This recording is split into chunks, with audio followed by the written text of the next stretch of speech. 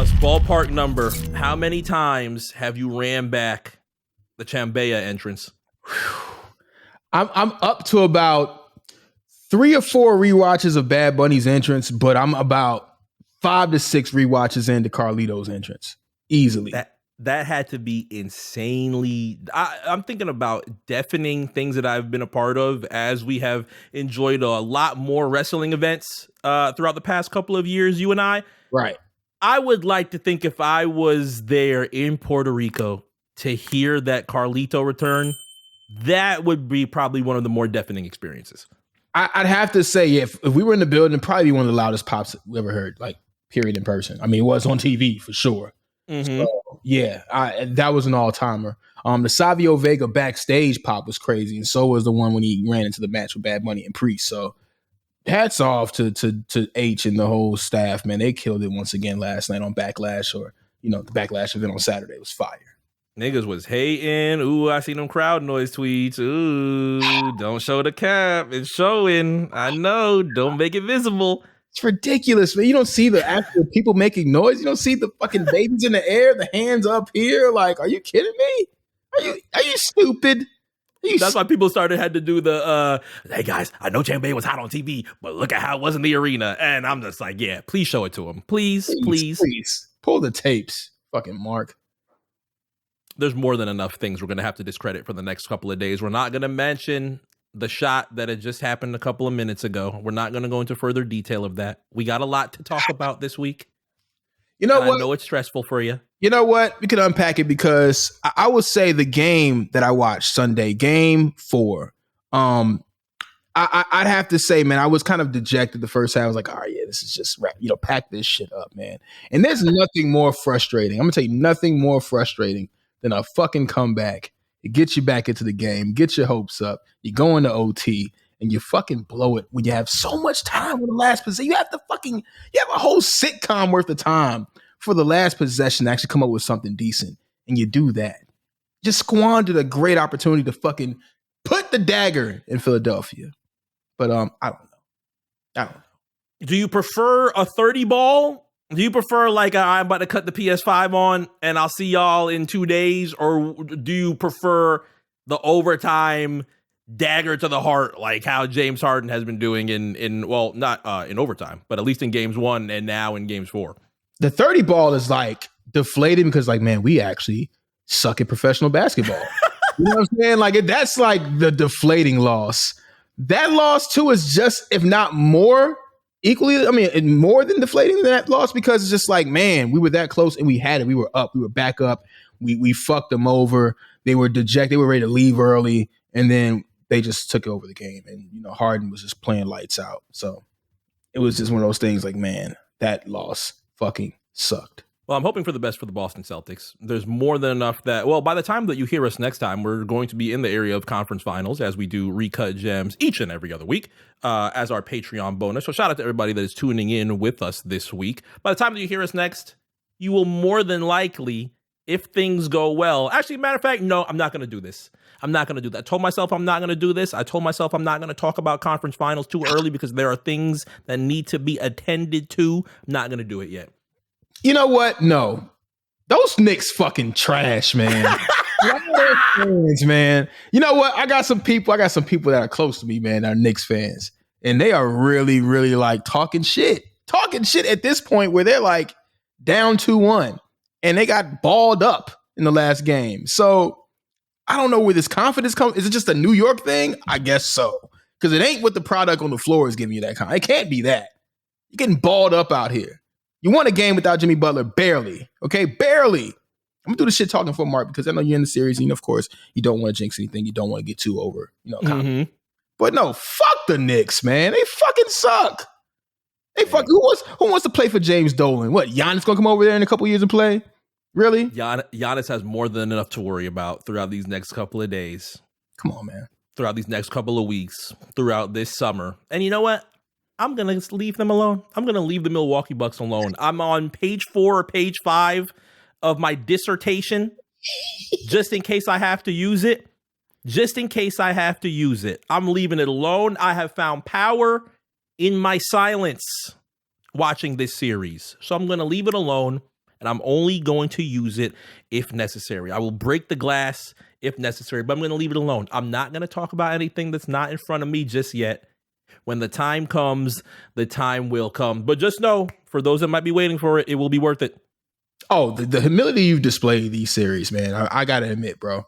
I'm surprised. It was a little bit, you were kind of solemn one time. I think the series wrapped up. It wasn't like this whole, you didn't unload the clip on him. It was just like, hey, man, you expected us. You wanted us, right? You wanted Miami. Okay, cool. Yep. I did promise a much more sadistic version of myself. I don't know if actually being silent is sadistic.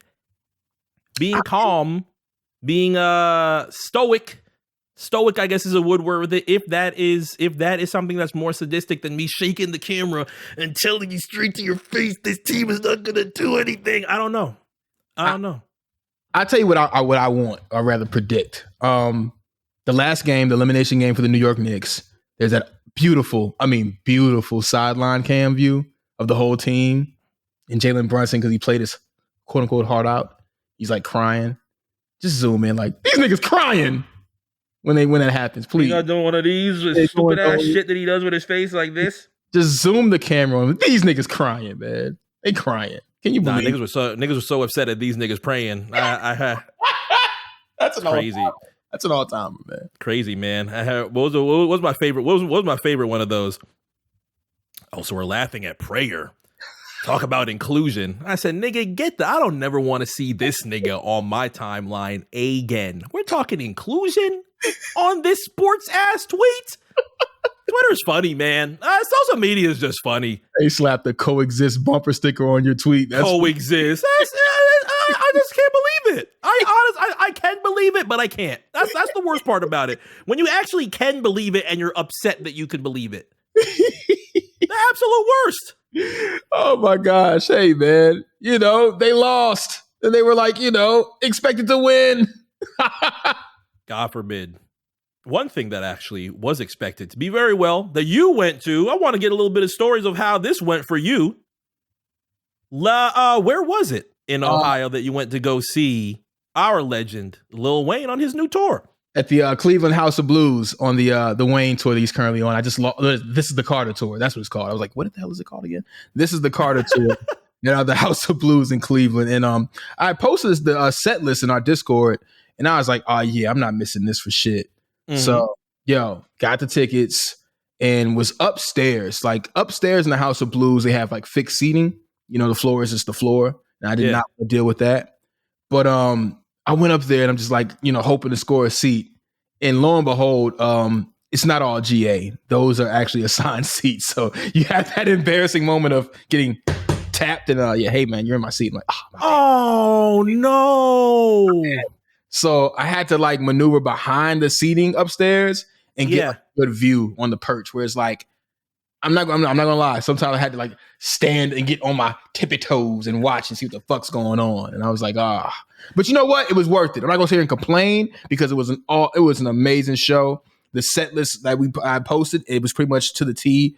It was just as great as I saw on YouTube of the clips of the shows prior to that tour stop. He did not disappoint. And with another funny quirk about Wayne, after every show, after every performance, every song he performed, thank you. He said that after every song. It's like, thank you. I was like, damn, he's a Chad Gable fan? Okay, Wayne. if Wayne hits a thank you on these, that'd be crazy. But yeah, that's a Wayne staple, man. He's like, thank y'all for rocking with that one. The gratefulness of Wayne is just something that I always appreciate, man. I think people don't expect that of Wayne, you know what I mean? And it's always been there. It's not like you said, it's not like a new trope. It's just, he's so consistent. He still closes the show with Whitney Houston. He did? Yeah, I wish he had the robe. He didn't have the robe, but you know what I'm saying? Or did he have I'm tripping. I don't know, but I know he had the Whitney Houston song though. If it's a spoiler alert, if you don't want the spoilers of what the set list is, don't look at this or cover your ears for the next few seconds. Best song that you heard that night. Wow. It's going to be up there with either Canon, BMJR, or because he did so many fucking songs. I want to pick a good song because Steady Mobbin' was great too, but I'm forgetting one that I like popped for. I don't know. I mean, Cannon and BMJR were just well worth it for me. Like, I mean, I would have been fine with just those two alone, but he did damn near everything, man. Everything from '04 to, that mattered. He closed with like God did around the end of the set. So, he did new shit too. Yeah, he did a little bit. He did like the Lil Wayne, Lil Wayne, the Swiss Beat song "Can't Nobody," I believe. Mm-hmm. He did that one too, and he had this. It was kind of random, but you know what? I give it to him because he did kill it for such a long time. He took like a brief 15-minute intermission and let the new acts of Young Money come out and do their thing. And Lil Twist, by the way. Oh, you had a Euro set? Yeah, I can't remember the names of the artists besides Lil Twist, but he had about 3 other artists in addition to Lil Twist. So if I had the chance to hear I'm Me, but I had to hear Hoodie Baby for a couple minutes, I'd be all right with that. Thank you for reminding me, goddammit. It was I'm Me. I'm Me was I'm Me tops all? Oh my God. Thank you, man. What the fuck? That was the song I was trying to think of.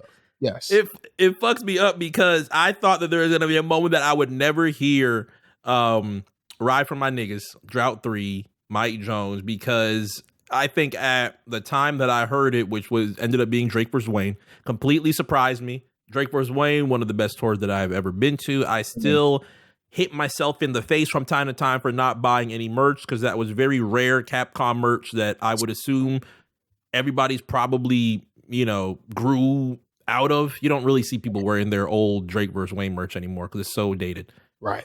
Nah, the tour merch for that one, I'm mad I didn't get anything either. But like you said, that the Street Fighter influence inspired logo was fire. I would have bought that shirt alone. Like, it's fire.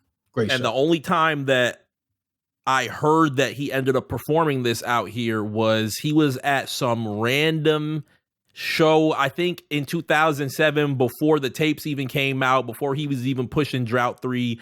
He did it at a show, or it might have been close to around the time that he dropped Drought 3. He was at FAU in 2007 doing like a college show and did that record. I'm like, okay, I'm 16. I'm not even in FAU for another year. So, okay, I'm never going to hear this record. Great. So this is only going to be a mixtape record for me, and I'm never going to be able to see it live. And then I heard in Drake vs. Wayne that dun, dun, dun, dun. I said, son of a bitch. In the sea of lawn seats that were out there in 2013, I was screaming that bitch. But a lot of Palm Beach did too, because Palm Beach loved Drought 3.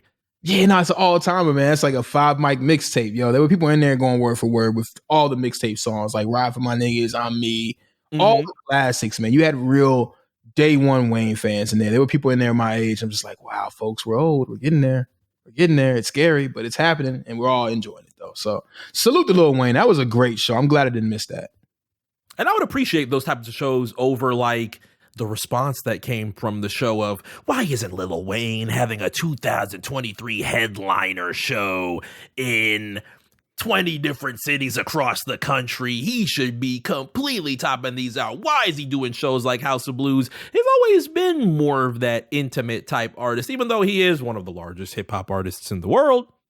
Yeah. He always did prefer having more of those solid moments where, okay, I know my fan base. I know there are people that remember shit that I don't even remember. Let me go ahead and try and service that. And the way this show is structured, you would want this to be like an intimate experience. I imagine, even though this is kind of earlier in Jay-Z's career when he did the Blueprint Lounge tour, supporting the Blueprint, and he's doing like all those similar size venues, House of Blues size venues. I imagine like there's certain songs that he did on that set list that he just wouldn't even do an arena show in that era. So, I salute Lil Wayne for doing that. I believe what he is doing though with these concert or festival dates in between the tour dates, he's probably like replicating that set. Like I would say it's something in the water in Virginia Beach. He probably did a set similar to what he did at the show in Cleveland, which is amazing. I mean, he's Lil Wayne. Most of those songs are going to reach a big room. It doesn't matter because he's a huge artist, but those mixtape songs, they're going to connect so much better in a building with only 1,800 to 2,000 people in it, over 20,000.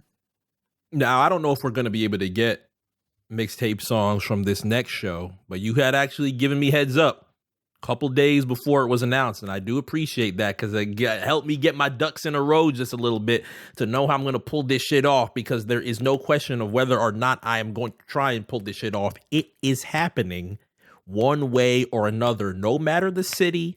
Even if I leave West Palm a little bit early, even if I find a new place, if I'm in another city somehow, some way, I will be at this tour. And it is 50 cents. Worldwide tour. Incredible timing, I must say, for everybody here on the Black Print. We just did Throwblacks. If you did not see the Throwblacks of Get Rich or Die Trying from, what were we, in May? So I believe that was March's episode of Throwblacks on the YouTube channel, on all of our streaming pages, Apple Podcasts, Spotify, Google Podcasts. You can enjoy the hour and a half that we talked about Get Rich or Die Trying. But now 50 Cent has come out and said, hey, it's the 20th anniversary. I can't leave y'all and do nothing, which I thought that he was going to actually do. But now we're getting a worldwide tour throughout the United States and throughout Europe. I can't remember if he's going to Asia or not, but a lot of different cities that he's going to go through around the end of the summer going into the fall. It's crazy. You know, the Final Lap World Tour, man, that does sound a little too scary for me. I'm like, damn, 50, you never gonna go on tour again? But I mean, hey, he's not an active artist anymore. I get what he's saying here. You know, you want to really make it official and make it momentous, you're gonna say it's the final lap. And of course, you're celebrating 20 years of your debut album. You gotta trump it up. You gotta make it sound, you know, legendary, which it will be. So I'm excited for it. It's coming here to Cleveland. I'm going. And yeah, I hope he does do shit like Problem Child and fucking, you know, what else could he possibly do that would connect on a big stage like that, man? If I were to hear New York City, you are now rocking with 50 Cent. Are you ready? And I said, are you ready? You're just gonna see. This shit means something to me, man. You're just gonna see me inconsolable in my seat, because I'm not a lawn boy no more. Unfortunately, I graduated from lawn boys, but in my seat, I will be tears down if I get anything from Guess Who's Back, from either of those first 5 G Unit tapes. But then again, even if he doesn't, and it just stays to strictly Get Rich or Die Trying, I will be more than happy, because that means that I can actually hear Heat live in ways that I know that I would have never expected to hear. So it's already a 10 out of 10 show for me just to be able to hear Heat live. Yeah, I mean, that album's a hit parade. I mean, Poor Little Rich may not mean something to somebody a little bit younger who rediscovered this album or discovered it for the first time years later, but like, all these songs were circulating on the radio and in the streets. Like, Poor Little Rich was a big fucking song without it being a single. So when he does that, and you know, the first 4 bars are just iconic. So I can't wait. And then we've seen the guests. Busta Rhymes is going to join. I think that's a really good guest. If we're going to keep it in New York, I think Busta Rhymes ends up being one of the better acts that you can get. Long list of hits that I think would entertain a lot of the crowd before 50 ends up coming out. Have I recall correctly, Busta's not done his verses yet, right? I don't think so. But, you know, he's a Hall of Fame performer. Like, you don't want to miss a Busta Rhymes performance. And I was kind of mad I did when I missed that Nas and Wu-Tang show. I believe it's I missed it too. Yeah, it's coming back to Ohio, I think in Columbus in September. So I'm going to try to make it for sure. But yeah, I can't remember the last time if I've ever seen Busta and Spliff perform. So I have to do that. I have to see that as well. It's just those two alone. I'm not trying to diss Jeremiah, because, hey, shout to Jeremiah. Hopefully he'll be there. But, you know, I really think that 50 and Busta just are enough right there, alone. Yeah, Jeremiah's cool. Like you had mentioned earlier, I hope it's not MF My that we get. I hope we actually get some records. You know what I'm saying? I hope it isn't a stunt double. I hope it's actually Jeremiah. But 50 and Busta alone, man, I'm excited for this show. I think this is going to be a real deal celebration of our era. You know, Get Rich or Die Trying, he could do that album alone. I'm sure he'll probably do like maybe a little, hit parade at the end of a couple of the songs, maybe from the Massacre or something like that, from around the era. But man, like I said, that album front to back is just a hit parade. Every song on there connected with somebody. I already played y'all 18 of these Get Rich or Die Trying records. What else y'all want? Shout it out in the crowd, man. What y'all want? Catman and Robin. Some guy in the crowd, a Baltimore love thing. And like, no, please. Y'all want to hear that shit? Come on, man. Y'all want to hear about heroin tonight? Come on, man. West Palm, I know how y'all get down, man. That's crazy, man. You gonna hear Wu Kid do his quick bomb drop? Yo, that nigga's wildin'. Come on, Wu Kid. I forgot this the rehab capital, man. My fault, Palm Beach. Jesus, you're gonna see bottles getting thrown. I'll be like, no, 50, no. Oh no, he's done with that. He's done with the chair throwing. He ain't gonna do that. He's not going back down that road, man. Two Akuda blogs gonna put it up later. 50 Cent has bottles thrown at him at a show in West Palm. Oh my God, nah, man. We're gonna leave that energy for our boy Breezy, man. What the fuck? He's had a wild couple of days. Good grief. Ugh. The hell's going? Yo, can we just talk about this for a hot second? Like, I hope that didn't happen. Whatever they rumored to happen between him and Usher, like, I just hope that's just a rumor. Because there's no way. Are you beating up Usher? You kidding me? When his son came out and said, "Don't ask me," I said, "It's real, isn't it?" Fuck, it's real. And then he said, I don't know. Nervous and said, like, I'm just joking or something. I don't know. I don't know what to believe, you know? Who said that? I think his son posted, like, I'm just kidding or something. After he posted, like, really? meme, and then he did something like, I'm just kidding after that. So I don't know what to believe, man. And then there was the follow-up afterwards. There was a poster that posted a video. "Oh, you beating up Usher, nigga?" I can just see that being a worldwide. I can see that being a worldwide tour. New York City, LA, Texas, Florida, Atlanta. Oh, he can't come back to Atlanta if you're touching. Oh man, Chris. Yeah. You know, you don't want to do that in Big Ursh's backyard. You don't know who loves the Big U in Atlanta, man. And he comes to the birthday bash. Yo, y'all niggas said I couldn't come back here. Y'all niggas said I couldn't come back to Atlanta. Watch this. And he does the March Madness flip again. Oh man. That's worse than Snoop in 95. Right? It does have Source Awards energy attached to it. You put a March Madness flip, it's over. Oh man. I just hope it's all hearsay and bullshit. You know, I just hope that isn't the case, man. Because how do you beat up Usher, man? What does Usher say to you that just makes you want to punch him? I don't understand, man. Like, he's Usher. He threw you this birthday party. What are you doing? Yo, come on, man. It's your birthday, man. Yo, why you acting up like this, man? Let's just kick it out back. You know, just cool it. Cool it. It feels like some 03K, some 03K energy. Oh my gosh, man. It's almost a little too on the nose to say situations will arise in our lives, but you got to be smart about it. So please, Breezy, please. On the nose. I see what you did there. See what you did there. You're not wilding. But 50 Cent and Busta Rhymes, I feel like it opens up just a window. Just a little glimpse, just a little bit of a window of the types of guests that we can get. You can't really put everybody on there, so I'm not expecting them to be like, "Hey guys, G-Unit's coming back." Right. Make sure you come to the show. But, you know, if it's a Get Rich or Die Trying show, Banks has verses on this. I would expect some Banks. I would love to hear Yayo do his Like My Style ending. Oh my God. You can bring Yayo. Oh my gosh.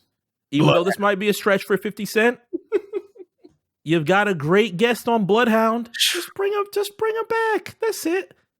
I'd shed tears, man, if he came out. I came in this game knowing niggas gonna hate me. I'm like, oh man, it's happening.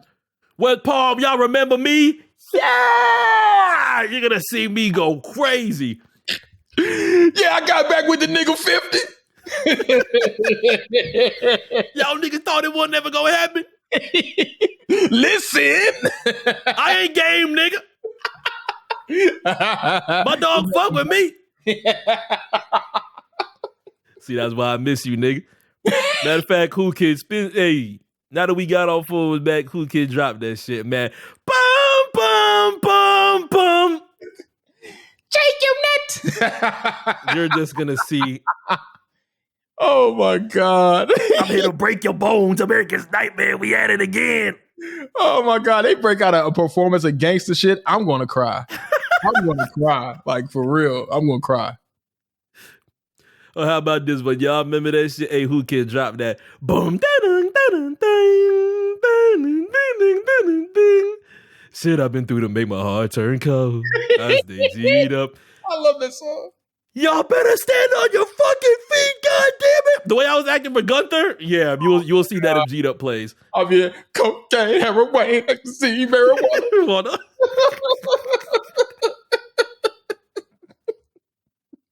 But if the heroin part happens, we gotta make sure that if that happens, we gotta make sure that just does not happen. Because Too Cool to Blog is gonna be retweeted by a very famous Florida rapper, and we're gonna see that response. Damn, you talking about heroin, nigga? That's what you doing out there in my city, nigga. I told you not to come back, nigga. Slab in the back. He talking about that H. You disrespecting our people in our city, and I don't think that shit is cool, nigga. That's why we gonna do a free concert on 183rd. Right in the Carolmont parking lot, yeah. You understand? I already know where you stay at, nigga. UBS. I do a free show out there, bitch. My nigga Tony Khan got me. I've already done plenty of those out at the UBS. You better not even think about showing up, nigga, because you seen that MMD, nigga. We gonna make sure you stay real uncomfortable, nigga. You ain't gonna be able to get a pub sub around this bitch. Miami Beach is done for you, nigga. Don't even think about coming up round the motherfucking Crabman 305 thinking you getting some local shit, nigga. That's just done for you, nigga. Can't eat no Pollo Tropical around this shit, nigga. If he can't go to Pollo, shit is bad. If you can't go to Pollo. You know you don't think you be in and out, nigga? We got niggas there too, nigga. He getting that quarter dark chicken from Pollo. Hey, yo, what the fuck? Where my spicy Pollo, nigga? Yo. I'm sorry, man. We can't ring you up, man. You got to leave, man. I'm sorry. The computers are down, man. We can't do nothing. I'm asking for spicy Pollo, nigga. I can't get no spicy Pollo sauce, nigga. No, this sauces are done, bro. Sauces are done, bro. Where can I? You might Walmart something. You might be able to go to Walmart or something, but we're done here. We're done here. We're done. We gotta close up shop. The kitchen, everything's gonna go to waste. I can't. And they shut the thing on them. Sorry, you got your yayos yelling. Yayo is furious in the back. Yo, my man, what the fuck? Can't get nothing to eat. Can't get nothing to eat, man. Our money ain't good. There we go now. Yeah, where do you go, nigga? You can't go nowhere, nigga.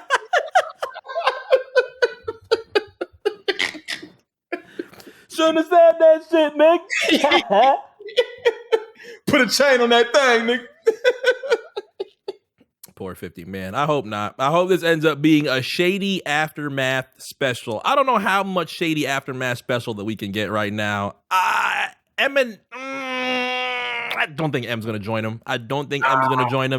It would be nice. Like, is he coming to Detroit? He is. Yeah, the tour is definitely coming to Detroit. Yep. That might be one of the shows. He only comes out very, very rarely in the Detroit area. He still lives there. So it could happen. It could very well happen. So patiently waiting. Patiently, come on.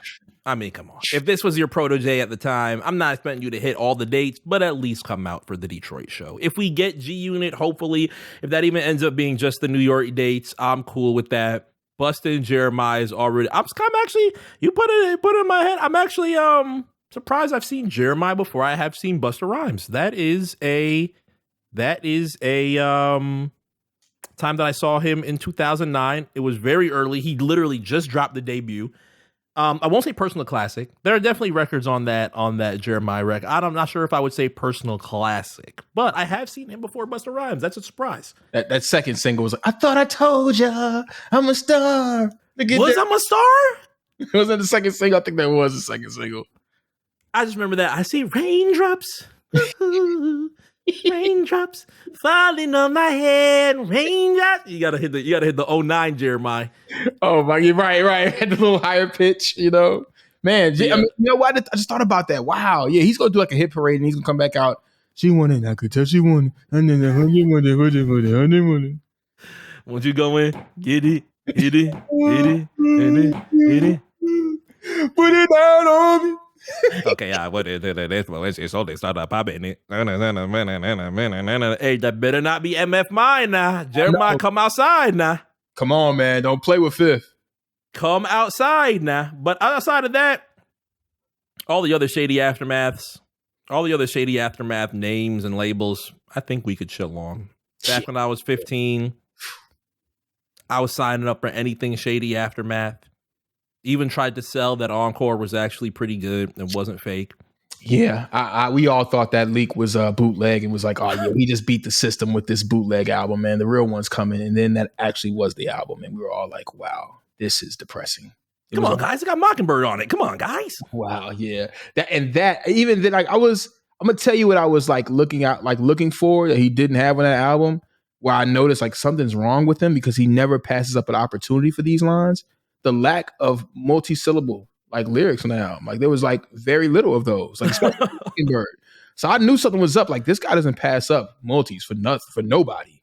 As we can see with a clear mind, he got right back to him. Mm-hmm.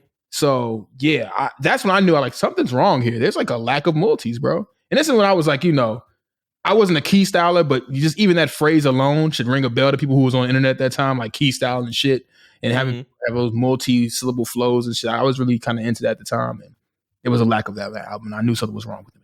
One of the best things that I've ever, I was about to say heard, but it was actually something that I read about Encore, was something that was written. It was on Ill Roots. It was by this rapper, Ro Ransom. Shout out to Ro Ransom. He used to go by Nero, and huge Eminem fan. I think My Wax is also a huge Eminem fan too. They talked about how Encore was actually going to be like a suicide letter for Eminem. And this is going to be his last album. He's going to write it off. And it actually, the way that he illustrated everything and how he heard it and how he listened to Encore as a kid, probably around our age in 2004, actually does coincide with how odd that 2005 When I'm Gone came out, when he was doing his greatest hits. Yeah, the single was like, yeah. When he did Curtain Call, and he was like, all right, I'm out this bitch. When I'm gone, something's gonna be different. I was like, oh, it's kind of morbid.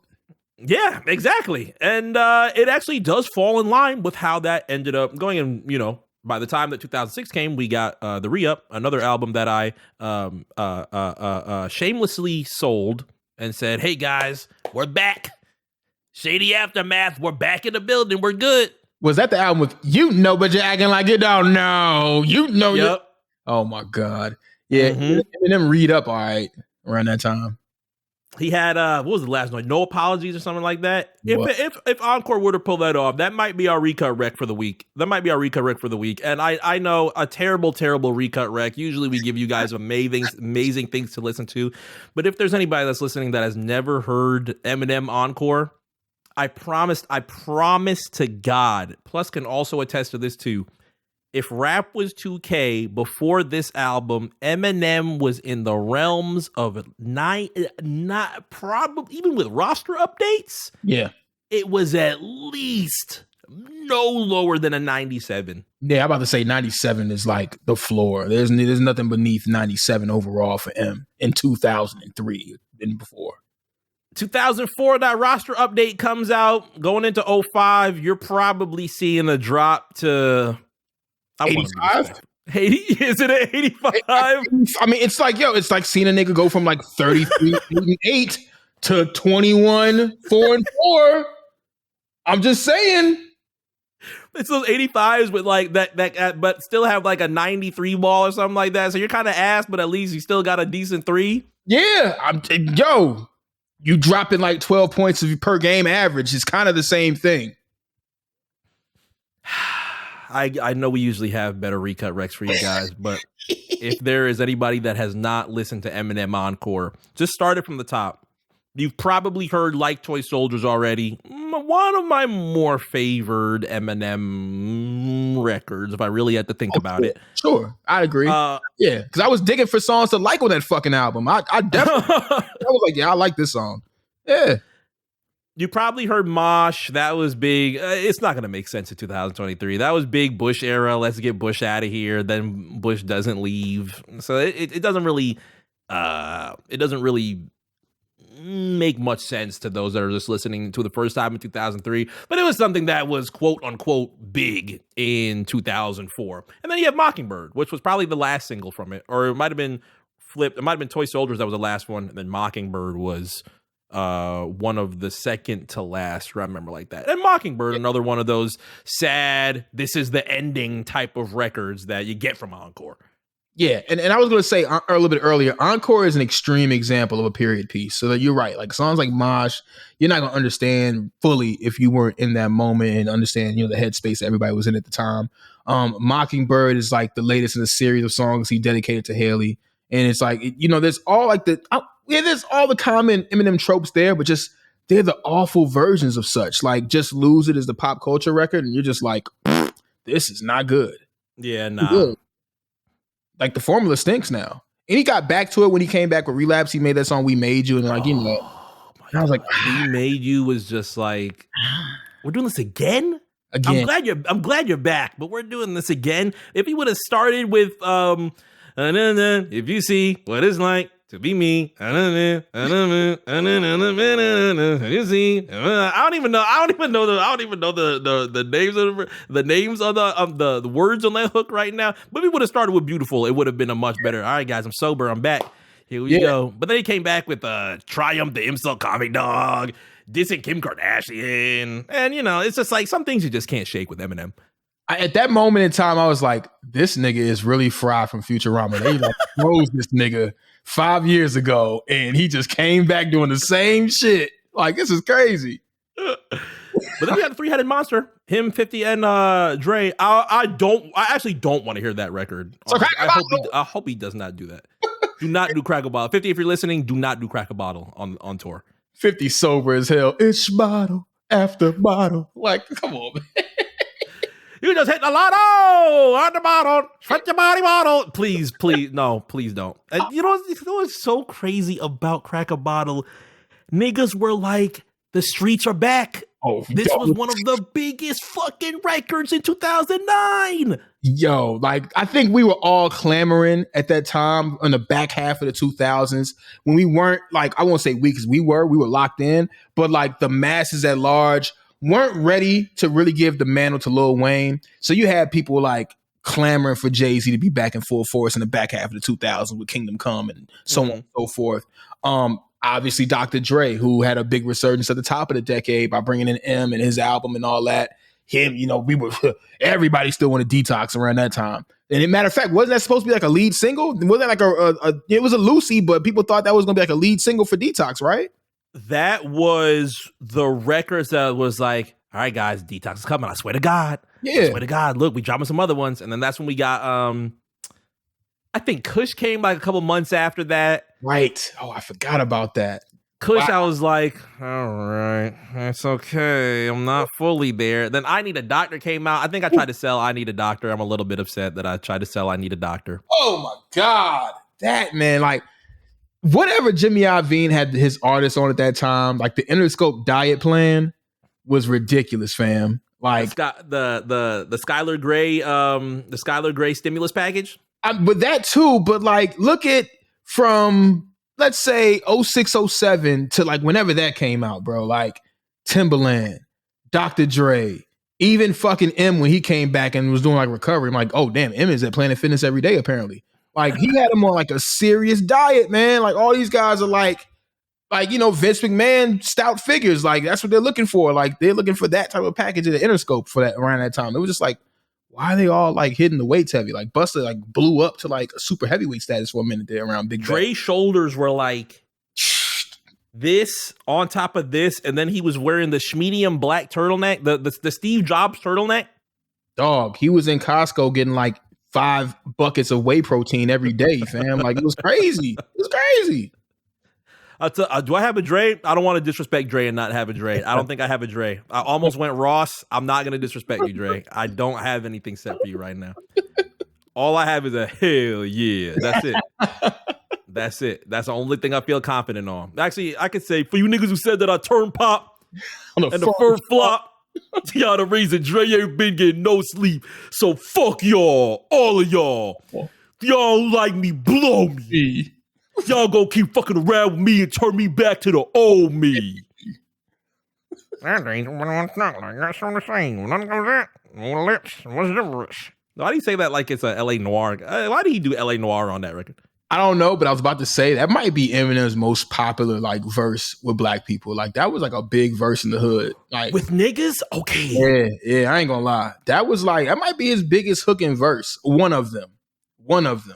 So what do you say to somebody you hate? Anyone trying to bench over your way? What? Lives all things are funny weight, steady thief, NWA. One day I was walking by, Walkman on, caught a guy, and you know what I? Screaming him off in the parking lot. It's called Ganah. I don't give a fuck if it's dark or not. Harder than me trying to park a Dodge, but I'm drunk as fuck. Right next to a humongous truck in a 2-car garage. Walking out with 2 broken legs, trying to walk it off. Fuck you too, bitch. Call the cops.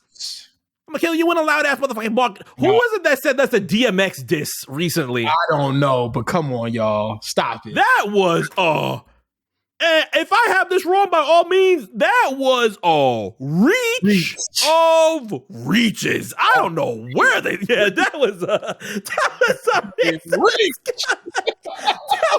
reach to the sky.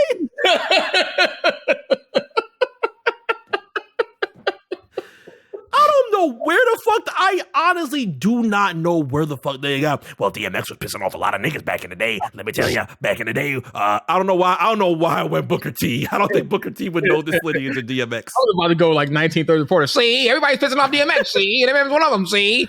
Like, I don't know. I had to be there back in the day, tunnel 1999. DMX had said, I ain't fucking with no white boys in this damn game. I don't care who it is. And Eminem heard that and went back to Proof. And Proof said, nigga, you better make sure that you diss that nigga or else it's going to be hell for the rest of us and everybody here out in Detroit, Michigan. So Eminem said, all right, watch this. I'm going to diss this nigga on a random Dr. Dre song in 1999.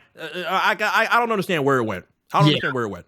I can't see that. I can't fathom that happening. I think M had a little too much respect for DMX, even though, of course, he's not the tenured artist. He's still fairly new into the game as an artist at this time. But hell nah, I can't see him doing that.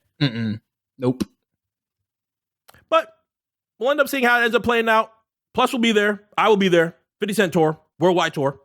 This summer, if you do go, of course, you have plenty of experience on Get Rich or Die Trying. And more than likely, you're already a 50 fan or a G Unit fan. I think this is going to be something that is exciting for a lot of people that had enjoyed that music in the 2000s between 50 Cent and his entire crew. Who knows what other guests that we do have to come out. But outside of that, pretty good thing that happened in music this week.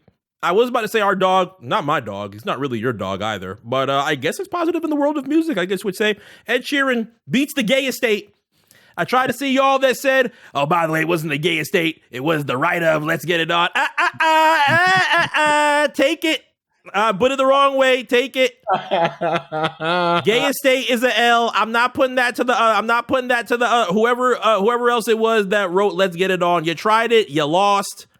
You might have got Pharrell with Blurred Lines, and I actually did kind of hear it in Blurred Lines. I didn't hear a single fucking thing of how Thinking Out Loud matched with Let's Get It On. But I guess it's a good thing for music producers, samplers, writers. I guess it's positive. What if you saw, and it is positive too, salute to Ed Sheeran, who talked about he contemplated like quitting music if he lost his case, which is wild. That's how you gotta do it. Heady play. I salute him. And also, I didn't know that like he kind of went through this before with TLC. That was surprising. I didn't know that. And he lost that. And I didn't know that until SWV faced Escape on Versus.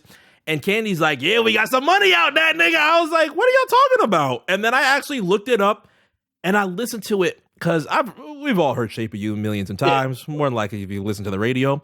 And I hear that, you know, I want your love for somebody like me. I'm saying that tricky bastard. I did not think about that at the time. I didn't either. And once again, you know, back to the Gaye Estate for a second. You know, what if you just read a headline coming up soon, Mark? Like, there's gonna be a headline in the coming months where the Gaye Estate sues Joel Santana's nephew for "Let's Get It On" Diplomatic Immunity. Like, we didn't clear him to say, "Let's get it on, nigga." Get it on, nigga.